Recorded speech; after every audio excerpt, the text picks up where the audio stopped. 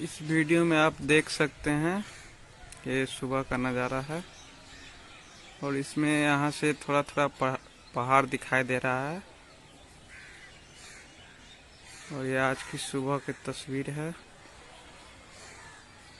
देख सकते हैं मोबाइल थोड़ा लो क्वालिटी का है कैमरा इसका, इसलिए नहीं आ रहा क्लीन।